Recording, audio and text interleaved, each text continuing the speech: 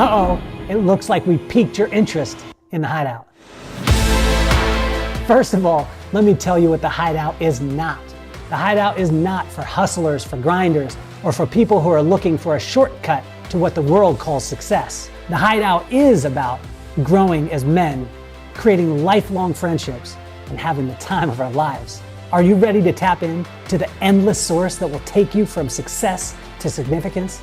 The Hideout is 2.5 days of hiking, biking, and doing the little things that it takes to create lifelong friendships. I find that joy is nothing more than falling in love with your current circumstances and allowing magic to happen. And that's when we see growth in every area of your life. Have you accomplished your goals professionally and financially, and you still thirst for something more? Has success in these areas come at the expense of far more valuable things, like your family, your children, and your relationships? Alignment in business, strategic partnerships, and joint ventures all come from true relationships. The Hideout is designed to get to know people before you'll ever meet them. This is not your typical mastermind. The Hideout is focused on the one thing that will fuel everything: joy. And when joy is overflowing in your life, you'll find growth in your marriage, your relationships, and oh yeah, your business.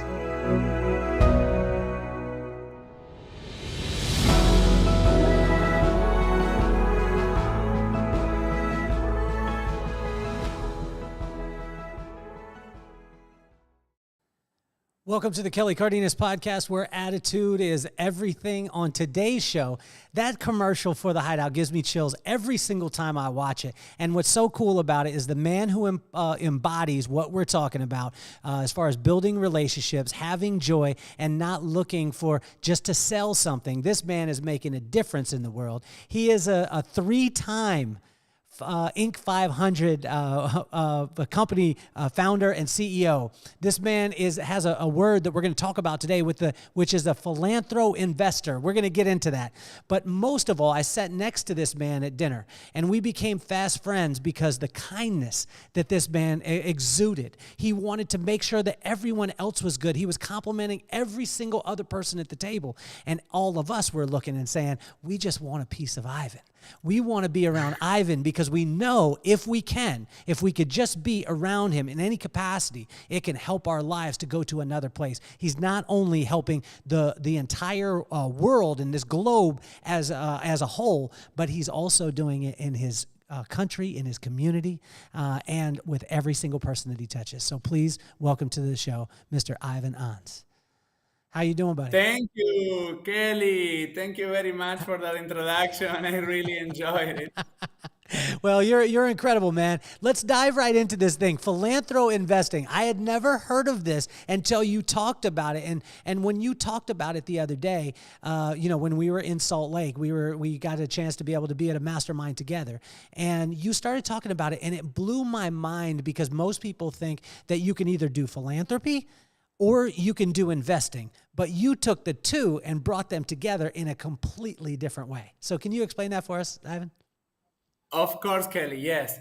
So when one day I was taking a shower in 2009, and I received this God revelation, PhilanthroInvestors, and the Lord tells me that philanthropy, there is many people in the world doing philanthropy, which is basically donating your time and money for the return of seeing the humanity improve, but not the return of cash. And many people is ready for that in their life and in their financial life, but many people is not. And on the other side, you have the investor, which is someone that puts money and time in order to receive a financial return. So I combine them both by a God revelation, what I can say, which is someone that invested money and or time engaging emotionally, which is the most important part, to promote human welfare while making a financial return. And that's what I call a philanthro investor. And I had this revelation or call to awake your philanthro investor within, because I believe that is inside all of us. And what you were talking in the intro for Hideout, which is amazing, is exactly that money for money, no happiness. And many people have experienced that. Your bank account go from 100,000 to 1 million to 3 million to 10 million to 20 million. You have one exit, two exit as an entrepreneur. You close a big deal and your bank account grows, and you can experience better materialism things and better maybe vacation experience, right, with your family and so on. But then there is that space in your heart which still feels empty. And behind joy, not behind, but below joy, and the foundation of it, is the truly desire to use your resources to not only help others, but we be willing to receive the help from others. And that's what a philanthro investor is someone that is willing to help others and is willing to receive the help from others, his own resources for the truly improvement of the planet where we live on, before we really think on what we will do with Mars or other planets. So talk to us too, Ivan, because you have connected two worlds, right? And you talk, unabashedly about God. And you talk about revelation, you talk about those things. A lot of times people in business want to stay away from even the word or any type of vernacular that way because they want to make sure that they don't scare somebody off. But it's so amazing because you just speak from your heart. And when we were in the room, when we first met, when we were in the room and you speak about God, you speak about it just like you would be talking about your friend Bob. Where did this come from, and where did this boldness come from? Because I think it's so amazing that you have mixed your faith and your business also. And, you have a phenomenal business acumen, but also you have not allowed it to disconnect you from your spirit. That's totally right, Kelly. I mean, I don't know what else to call it if all of a sudden you are. In 2009, I was struggling because I was feeling that I was an accomplished entrepreneur and I was feeling that I was running my companies and I was expanding and so on. But I was feeling at the same time that I was just doing money for money things. And I was praying God. I was praying. I mean, you can call it praying God. You can call it, asking the universe. I don't know how you call it in your belief system, but it's basically this supreme being or this supreme energy that is helping us towards our desired goals when they are good for the majority of people in this planet. So I was praying and I was taking this shower, and I normally like to take 2 showers because that's where the ideas come, for me at least. And I received this word, philanthro investor. And I didn't know what it is. Like, it comes to me, you see? And then I received this thought that says in the next 20 years or so, people will be more conscious with their money. They will not be just throwing it away in the gambling industry, which is like $1 trillion or half $1 trillion a year right now, because they will see that this is energy, this is oxygen, that if we direct it properly, which is the money in the world, towards the improvement of different areas of society, then we can prove us as a humanity that we have succeeded on the administration of a planet before we think on going into another planets.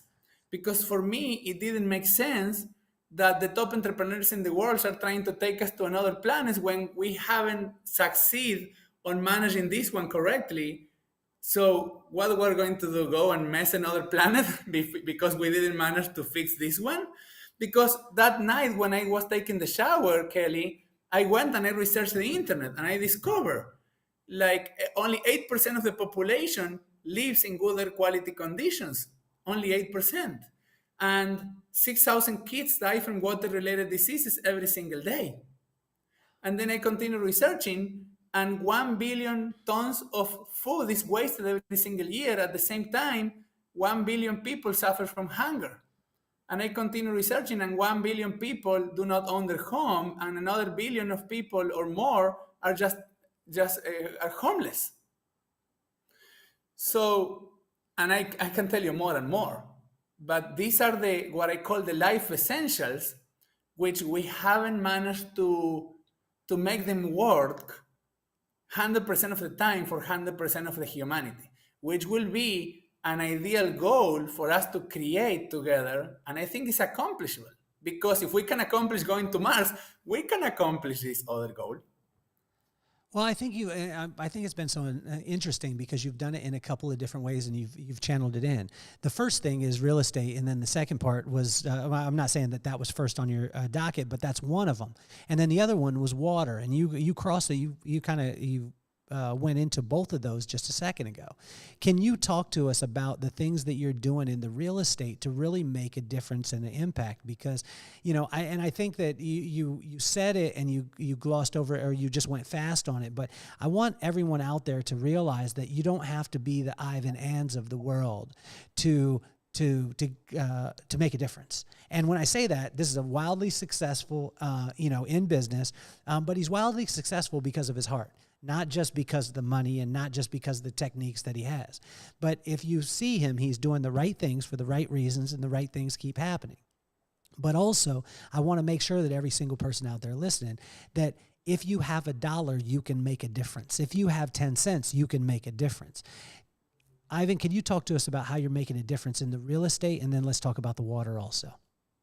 Yes, and it's so important what you just said, because that's one of my missions in life, is to basically not only awaken your philanthropy investor within, which I feel that everybody, all of us, we have, which is like the little angel and the little devil, that the devil says, hey, you make more money, go and buy more sport cards, and make more money, go buy more houses. Hey, you made more money, go and buy more purses or shoes or watches. Oh, you have 3 watches now. You go and buy the 4th and the 5th and the 6th. So that's the little devil. And then the angel is saying, hey, no, listen, you just need one sport car if you like, then one SUV, one home that you like, and one watch if you like them. And then just you can philanthropy invest the balance, because it will return not only in cash, but also not only in cash flow, but in fulfilling cash flow, because the joy will come to your heart by looking at the effects that you are creating with your very well earned money. So that's basically very correct what you just said. And everybody in the world can be a philanthropy investor. And that's what everything is in relation to my books. If you go through almost any store in the planet and search for my name, you will find my books and so on, housing, philanthropy investing, and etc. But talking about that, I launched PhilanthroInvestors in 2009 with housing, because I wanted to be able to help families live in their own homes. And I started doing it in my own country, in Argentina, where I was born. And then it was very successful, the model that I implemented. And then I say, okay, my wife, actually, Bella, tells me, Ivan, this model maybe work in the US. And I start testing it in the US in 2012, and it works. So in 2014, I opened to the public, and I launched Equity and Help, which is my 3 years in a row in 500 company. And we are in Equity and Help. We are basically helping families live in their own homes when they otherwise cannot, because they don't qualify for a traditional mortgage. So in Equity and Help, we connect the philanthropy investors, the housing philanthropy investors, with the families, and we make them a philanthro lender. So we have around $55 million that we have recovered abandoned homes from banks and auction houses in 34 states, 364 cities, and we have helped 650 plus families already. And then these families are like, it changed their lives, because now they feel that they can establish a family unit. They feel proud that this wall, they can paint it into the color that they like. And their kids can decide what to do with the house, because no landlord will change their mind on what to do with their house or selling to other investor or whatever, so they need to leave. So it doesn't stabilize the family until they are really homeowners. And this is very important, because when you stabilize the family unit and they are owners of their own home, for these families is preventing divorces, is preventing kids going into drugs and criminality because they have a stable place and they create friendship in the same place and they create the friendships for their entire life and they can go to the same school. Things like that happening. And the return for our philanthro investors has been between 8 to 12% return over the last 8 years that the company is in existence in Florida with the headquarters and so on. So that's our first philanthro investing endeavor with Equity and Help Inc.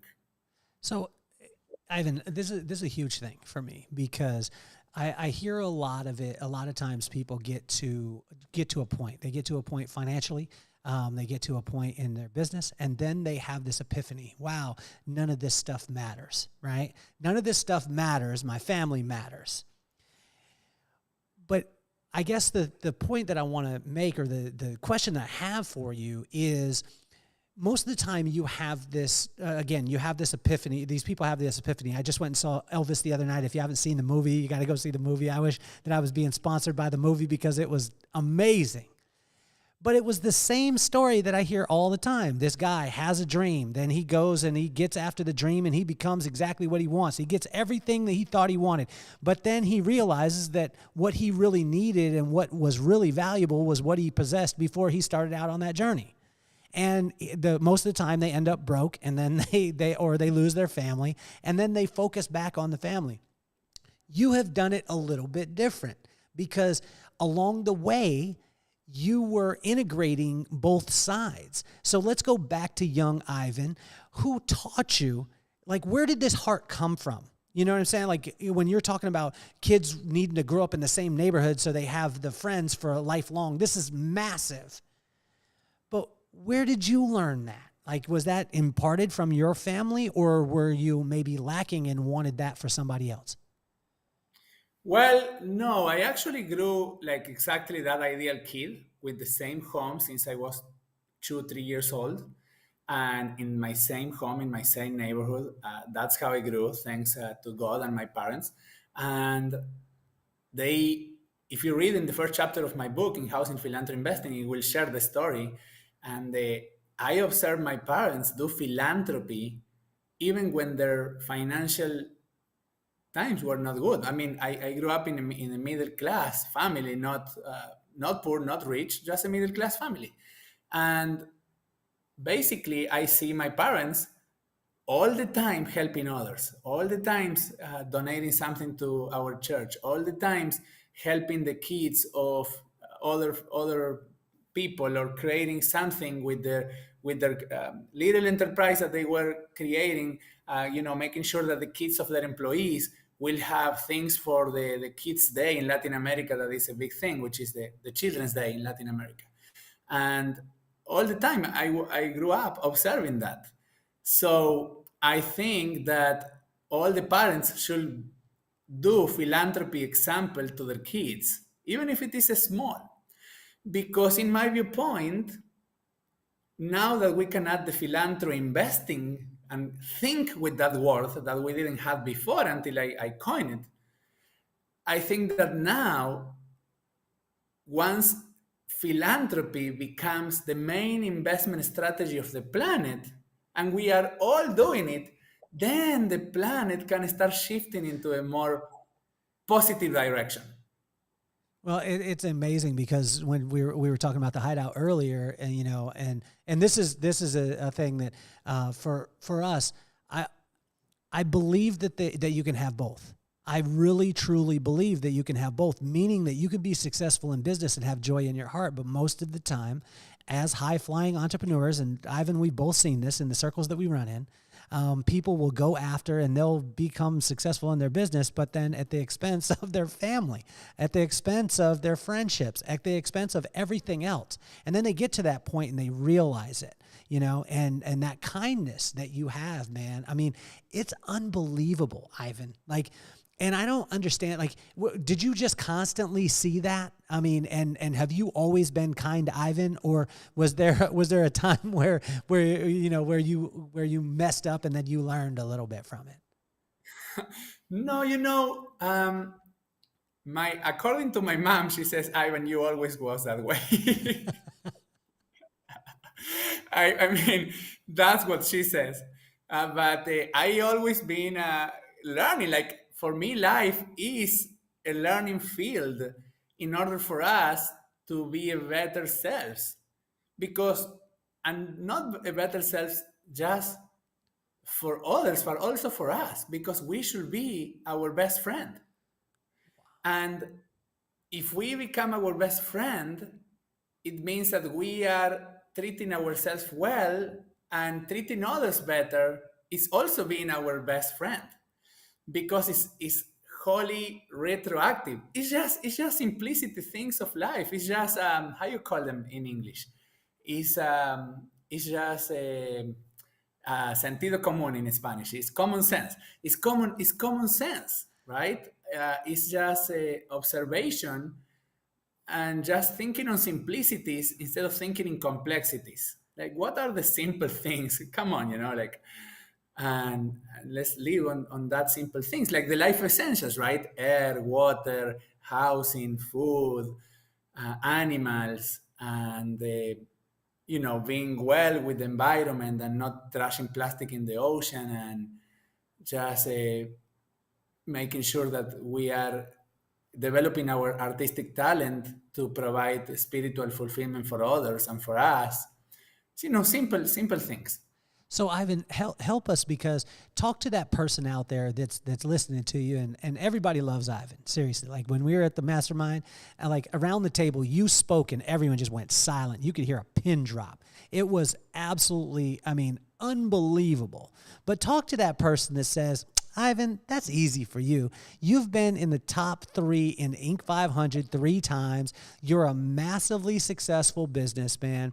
It is so easy for you to say we should, power our businesses with joy. But we're out here, Ivan, and we've got to profit. We've got to get to the bottom line. And my kindness sometimes can be seen as weakness. Can you talk to that person who's feeling that right now? Of course.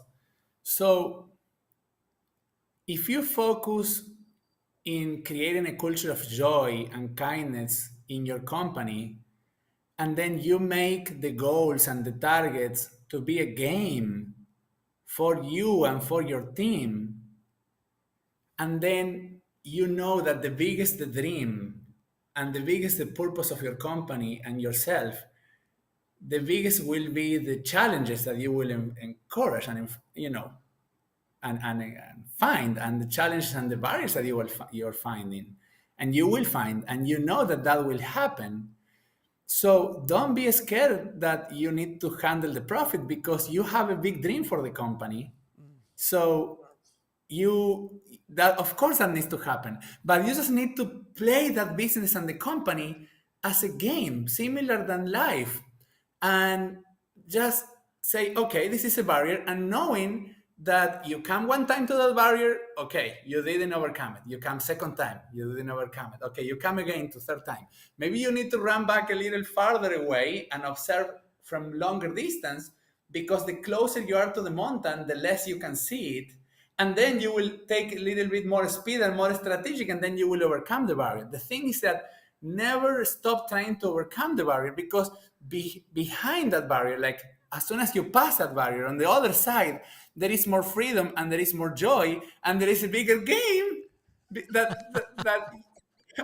that of course, because you now overcome that barrier, and now you say, no, I made it. Now what? Okay, now it's a bigger game, and just make it the game, and just invite also your family to play that game. So you don't need to be doing this thing of balancing life and balancing business and work. No, no, no. Just create a synergy. And so invite your family to be part of this creation, and in any area that they like, or otherwise, see what are the dreams of your family, and encourage them to make that dreams a business, so you can play that universe, and put them into your universe. And that's why I ran my own family office, because inside my family office, I try and encourage, and I do my best to include all my different family members' dreams. So we are all working together in different companies, kind of as an advisors, to achieve that dreams that we have, right? So, Ivan, honestly, like you could sound by every single thing that you say. Like, I mean, not only do you have the coolest accent in the whole entire world, you make everything sound sexy, but also too, the joy that you have in you. And I want to talk about this because you invited me, like Ivan invites you to things that are not normal at all. He's like, hey, I want, like, this was the night that we went to dinner. We get done with the mastermind, and it was like, again, fast friends. Like, I wanted to talk to Ivan. We stepped off, and I know there was other people talking to us, everything like that. But I just wanted, honestly, Ivan, I wanted to focus on you because the joy that's in you, man. And you said something to me that, like, I was thinking, man, I mean, Ivan's just in a different planet, meaning that you were like, hey, you should come with me down to Miami, and we will ride jet skis. Was it from Miami down to somewhere another island? And I'm not talking about an island that's even close. But I want you to talk about how, like, number one, I want your definition of joy, because you embody joy to me. Like, when you talk about something, it's just like you want to incorporate your family. You wanted that synergy. That's so incredible, man. It's something that's needed in this world today. But also, too, well, first, you got to tell me, what islands were you doing the jet skis from and to? Which ones were they? Okay, so I created this jet ski club and in Puerto Rico. But the reason I created this jet ski club is because I see that other Americans are coming to move to Puerto Rico because of the tax incentives. And I see that they have, like, once they go to the beach one time, two times, three times, four times, okay, beach is enough. We went to the beach so much. So I see that I needed to create some type of, space for them to do something different, to see that being in this place is really different in life. So I created this jet ski club because I bought my jet ski. I've been doing jet ski since I am 8 years old. And that was my first, thing that I earned by helping my parent with the thing that he wanted me to help him, whatever. So, but then I've been doing jet ski since I have 8 years old. And 30 years doing jet ski, I buy one for myself and I think, wait a minute, like, I need to invite other friends.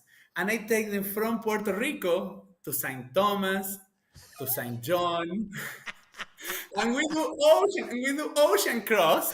So it's we start at 6 a.m. in the morning and we come back at 6 p.m. and it's 12 hours visiting different islands.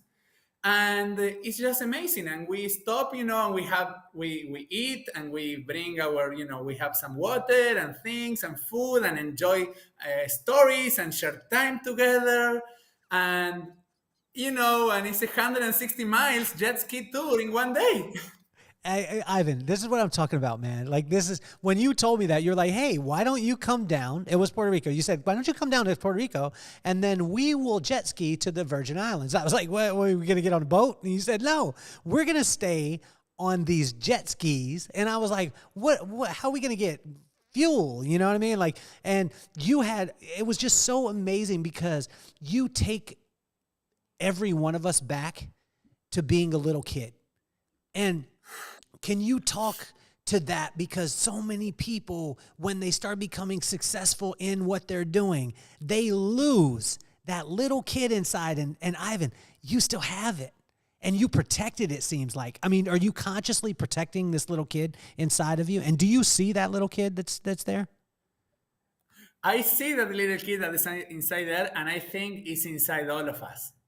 And yes, and I that's truly what I believe. And the main thing that you need to do to protect it is just let it live. You don't need to you just don't need to stop it. You don't need to protect it from existing. It's the other way around. You just need to let it live. Well, it's funny that you say it too, Ivan, because when we first started the Hideout, right, and it's 2.5 days. It's September 23rd through the 25th, and hopefully Ivan is going to be there in Utah. And the reason why we did it is because most of the time we all lose that little kid. We work on our business, we work on our fitness, we work on all these things, but we forget to just go and have a great time. So in this having a great time, like what you're talking about with the jet skiing stuff, how have you translated that into your family? Because again, like when things start to go well, which most of the time we don't plan for, we plan for the worst possible, but we don't plan for the good part. When that starts to go well, how do you keep the barriers where you continue to put your family first and that you continue to do those kind of things? What kind of things can the listeners out there, like what can they do in their lives to be able to keep those things in line so it's not a balancing act, but it's just a synergy? I will say that discover the dreams that your family has, their true dreams, and then keep that dreams in mind. And you are an entrepreneur, so help them convert that dream into a business. Like if the person has a dream to be an artist, let me give you an example of my wife. My wife, her dream is to write a similar novel that to what the Lord of the Rings, and she's been working on it for years. So I try to create everything around her so that can become a reality and make that dream a business, so she can make it have revenue, and the revenue can support the dream, and it can become a business unit for your family. But now you have your family following their dream at the same time that is generating revenue from the dream. Ivan, bombs. Like you do you realize that every single thing that you say could be quotable? Do you realize that, Ivan? No, I didn't realize that. And I have the video from my last Just Kid club, which is 40 seconds if you want me to share my screen. Can you please share the screen? If you're watching with us right now, you're riding with us, I want to thank you. But he is going to share his screen right now. Hold on, let me assign this. I'm going to assign this to guest one. There we go. So you could go ahead and play that. We're going to play his, let's see if I could get it like this. Okay, good.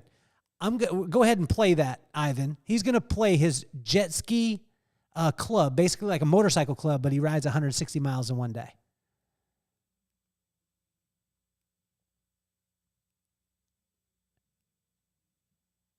And Ivan, it blows me away. This is a video of him and his buddies jet skiing from Puerto Rico all the way to the Virgin Islands and doing this like a motorcycle rally, which I think is unbelievable.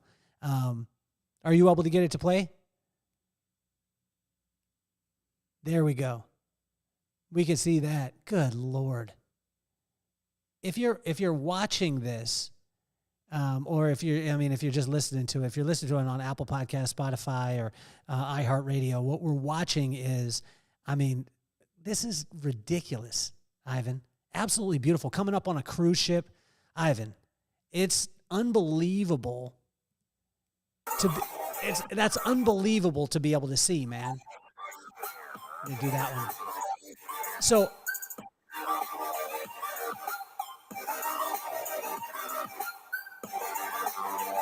Ivan, it is incredible to be able to see what this is. So everybody that's listening out there and everybody that's watching, you could kind of see that, and coming up on cruise ships and things like that.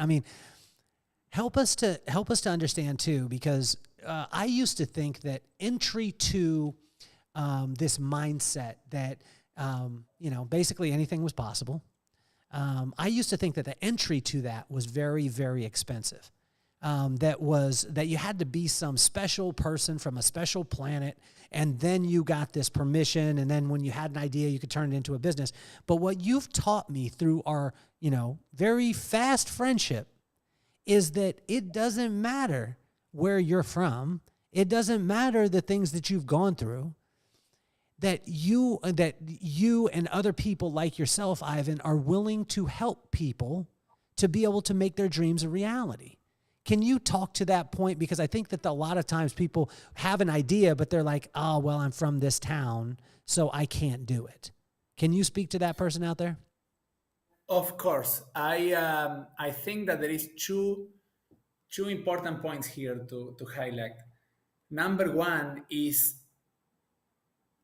anything is possible, and that's true, but you really need to believe it and be patient with the anything is possible, because sometimes you need to be persistent on the anything is possible. and I will say the majority of times you need to be persistent on the same direction in the anything is possible. And the second thing is trust yourself, trust God, and trust others. So when I meet Kelly in Utah, like immediately I invite him to come to my home. Because why? Because I trust people. And because why? Because I want to develop friendships. And I trust people. I open the doors of my heart and I open the doors of my house to people. So if you don't allow that to happen, if you don't trust others, that means you're not trusting yourself. If you don't trust others, that means that you need to improve things in yourself and you don't like on how you do or how you treat others.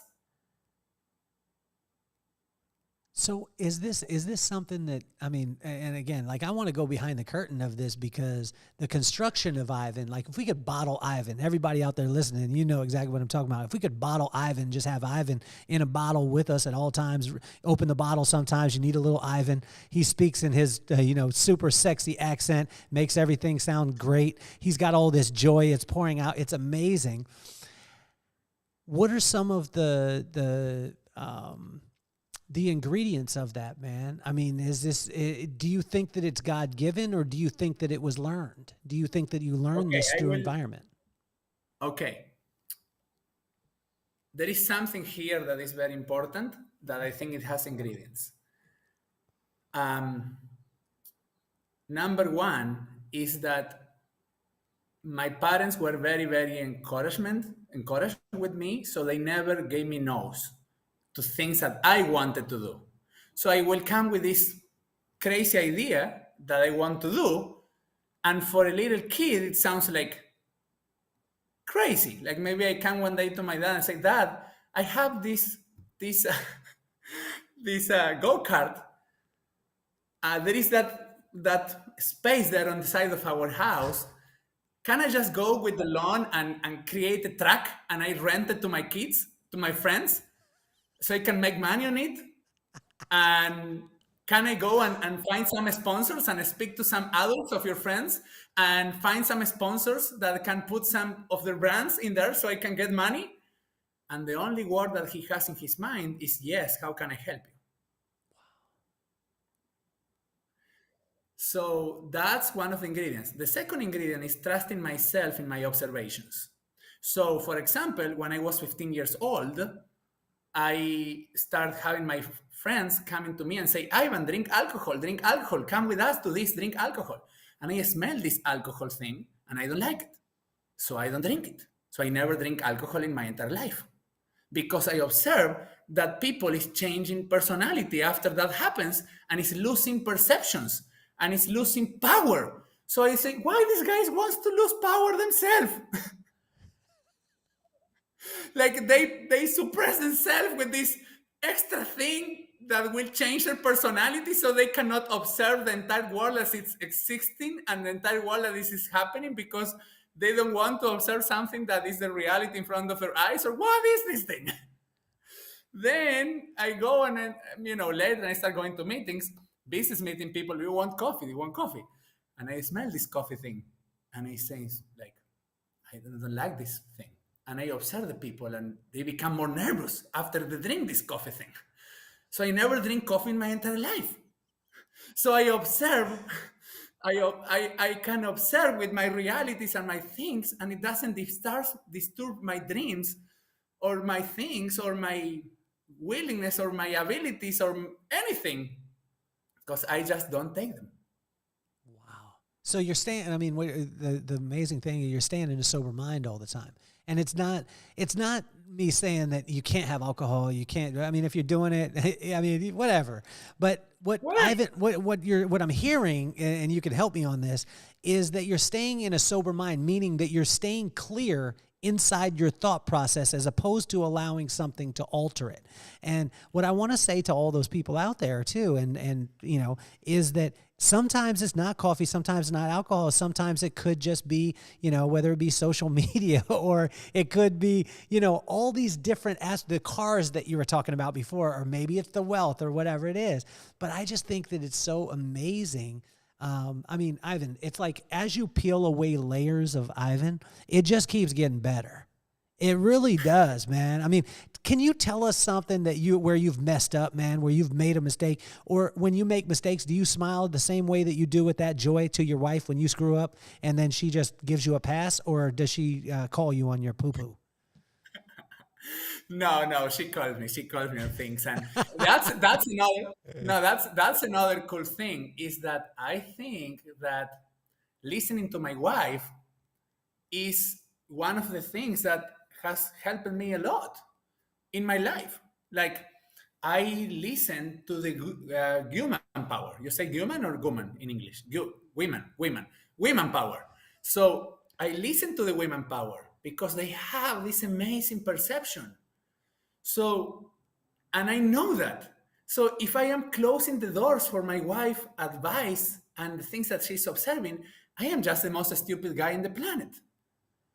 So I listen to my wife, and she's 99% of my success. Maybe not 99, but 90% or more of my success is because of listening to her. And yeah, and I also in my team I have a lot of women that are executives in my companies, and I think they have a lot of power and perceptions and abilities that we as men may be lacking some areas. So we should listen to them. So talk to us too about the kindness part. There's a lyric that I've heard at times, probably one of my favorite groups, which is Dilated Peoples. Those of you out there listening that know Dilated Peoples, I love you even more now. And but there's a lyric that says, "Don't take my kindness for weakness." And I think a lot of times people in business are afraid to be kind and contribute to people because they think that it's going to take away their power. You're exactly opposite. It's almost that you have this superhero power because you're kind to every single. And I tell you, Ivan, seriously, I can feel you through text. Like when you text me. Like you text me this morning, you were like, yay, and with exclamation point, I was like, yes, I can't wait to spend some time with Ivan. This is amazing. Like, I don't understand. Like, you are incredible. Can you talk to those people out there that are like, I want to be kind, but I can't show that side of me because if I do, people will take advantage of it. Okay, so, and that I think is relating your past to your present, using your past to live your present. And I don't think it's a smart move because the present is completely different, A to Z, up to the point of your past. I promise you that this moment, exactly this moment, is completely different to 1 year ago, 3 years ago, 4 years ago. So using like because you was kind in the past, it was not good for you. It's stupid. Just be kind until it goes good and you experience more time that you were kind and you have a good result until because not being nice is very expensive. I can tell you that. Tell me more about that. Not being nice. Yes. I'm gonna. That's another quotable.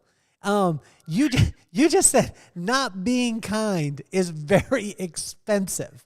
So That elaborate. Help us to understand this. Yes, first of all, if you're tough with people and you think that being tough is the way to manage people, to solve problems, to accomplish targets, goals in the companies, it's not right. Because when you're tough, people listen to you less than if you are nice. So if you need to be tough with people, just convert all of that words into nicest. I don't know how you say in English. Nicest. Just convert all of that conversation into niceness and truly from your heart, because the person will listen to you more. And if the person needs to be tough with you, all that you need to be doing is being nice and just listening. Because once the person is completely done with being tough, the only thing that is after that is niceness. There is no more tough. It will end the tough. Oh my gosh. Ivan, help us too, because my pop and my mom were very big on these three things, right? So being super kind, which we've talked about, like contributing to everybody, making a ton of friends, which you guys see out there, that the friends that I have, and Ivan's my friend, and I told him this, and you remember this when I told you this. I told Ivan, watch his face. I said, I'm going to force you to be my friend for the rest of your life. And he looked at me, he laughed, and he was like, and what I want you to realize is that if you're super kind to people, you make a ton of friends, and you stay curious about what it is that they do, you don't have to be that good at stuff. Like, you don't have to be that great. I want you to realize, and I want you to know, Ivan, that I appreciate you because you're so smart in business, in life, in family. I don't have to be that smart. I just hang out with Ivan and listen to what he says, and then I do the things that he says to do, and then don't do the things that he says are stupid. Like, and Ivan, I just think that it's incredible how important are friends as you go along in this business. Yes, that's totally correct. And what you told me in that time, I will force you to be my friend. I told you, Kelly, you don't need to force me because we already are friends. And the thing that you should know, my friends here, is that you know what or who is a stranger. What you will say, Kelly, if I ask you, what is a stranger? Who is a stranger? What will be the first definition of a stranger that will come to your mind? Someone maybe that you don't know? Correct. There is a little bit more. It's a friend that you don't know yet. Ooh. I told you have everything's quotable with you, Ivan. Do you just like write this stuff down and then frame it in your house? Is that what you do? No, I don't. I just have it on me. But listen, the friend that you don't know, but listen for a moment. Your wife wasn't a stranger at a point. We were strangers. Your best friends were strangers at a point. So we are not, why you are not allowing more strangers to come into your life? Wow. Like you should be open to unlimited strangers because in the future, these are friends that you don't know. Ivan, you blow my mind, man. I mean, you absolutely, you blow my mind, man. It's incredible. I want to make sure that I want to have you on more and more and more and more and more and more and more onto the podcast. People have been going nuts on it already. The likes, the loves, all the stuff. And Ivan, I made the podcast because I wanted to take iconic people like yourself that I believe. For me, you're a very successful man, not because of the money part of it. Money for me and the people out there listening, and thank you for tuning in. You know that my definition of success has nothing to do with stuff and things and money. It has to do with being in line with your purpose and being kind and making friends and staying curious and be filled with joy, which is nothing more than the falling in love with your current circumstance and allowing magic to happen. And that's what Ivan embodies. And I wanted to take iconic people like yourself, and I wanted to show my two kids, Maddox and McKenna, that anything in life was possible as long as you had the right attitude and the right work ethic. Ivan, what advice would you have for Maddox and McKenna? And if you could use both of their names, it would be awesome. Okay, Maddox and McKenna, I will advise to stay close and observe your daddy and your mommy and encourage them to dream and encourage them to not only tell you their biggest dreams, but encourage them to ask you your biggest dreams in life and to keep that dreams alive and to make tons of friends. And when someone is being mad at you, just listen to them and know that that's not the true person. That is just a moment as an experience that the person is acting and reacting based on something that they have lived in that specific moment, and that's not the person. The true person is that nicest person that loves you, that gives you the hug, that tells you that you will succeed in life, that tells you that everything will be positive, that encourage you. And when that's not the person, just be patient, because the true person will come and you will be able to continue that friendship in the future. Ivan, you're an absolute beast, man. You're a beast in life. You're an incredible friend. Your heart is unbelievable, man. I believe that word, that you got the revelation in the shower. It's tough for me though, because I'm a guy and so I get visuals. So you said I was in the shower. You kept saying that. I was like, don't tell me that, because then I keep seeing it. I don't want to see you in the shower. That's what I don't want to see, Ivan. So, but you had a revelation. I think you have a revelation underwater. That's what it was. You had the waterfall. Underwater. That's right. The waterfall. Let's call it the waterfall. But right. that philanthro investing and being a philanthro investor, I believe, is going to be the future. It is going to be the future because you can actually connect your heart with your pocketbook and you don't have to choose between the two. You can make sure that you're able to invest, but you're doing philanthropy at the same time, and you don't have to worry about, hey, this is money gone, that it can actually come back and benefit your family. And when you're benefiting other families, and then you're benefiting your family, and then that means that you can benefit more families. Give me a reason, and give everybody a reason out there why they should be a philanthro investor. Number one, to grow your capital while you're helping others. Number two, to make money while changing people's life. Number three, to connect yourself with the purpose that is bigger than yourself, and receive a fulfilling energy back that you will be able to continue using to create your production and to expand your finances. And basically to see and give an example to your kids that not only leave them a financial legacy, but leave them a purpose legacy, and so they can see that their parents were using their finances to create a purpose legacy for their family, not only a financial legacy.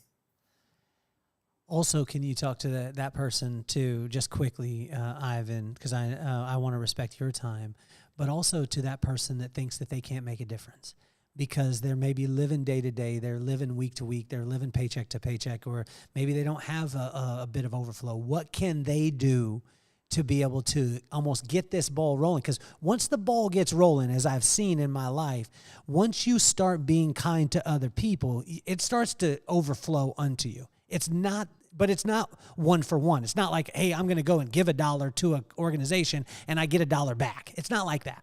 But once you go down this road, it doesn't stop. Am I correct? So how can they get started? You just started with a very little step. I will suggest that raise your conscious level and see that this is possible. Go to Amazon or any of the bookstores and order Housing Philanthro Investing. That book is not about housing philanthro investing. That book has a lot of tools, a lot of key knowledge that will help you through many areas in your life, because it will connect you with the life essentials. So you will be able to connect with the central core of humanity and be able to create on it. And be able to say, okay, I drink 51 liters of water today. That's not drink, sorry. I use 51 liters of water, which is the average utilization of water by a person in the world in one day. But now I am giving back 52 liters of clean water to the planet in the same day because of my resources. So I am giving to the planet more than I take from the planet. You will be able to experience that. And that itself can open many things in your life. Ivan, it's an honor. It's an honor to call you my friend. It's an honor to be able to spend time with you.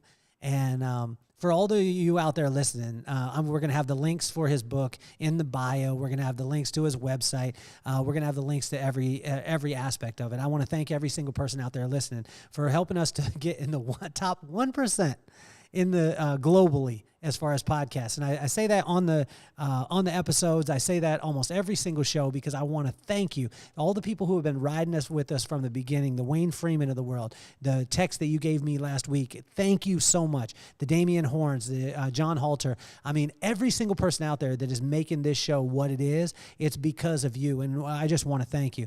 Ivan, you have been phenomenal, man. I mean, it's incredible. I'm going to ask two things. Number one, actually, I'm going to ask three things. One of the audience, if you got any value, which I know that you have, share this with somebody. Every single person out there needs to know who Ivan is. Everyone needs to read his book, and everyone needs to understand what a philanthro-investor is. So that's my first ask. Share this with a friend. Share it on Spotify, on iHeartRadio, on Pandora, on YouTube, wherever. Do it.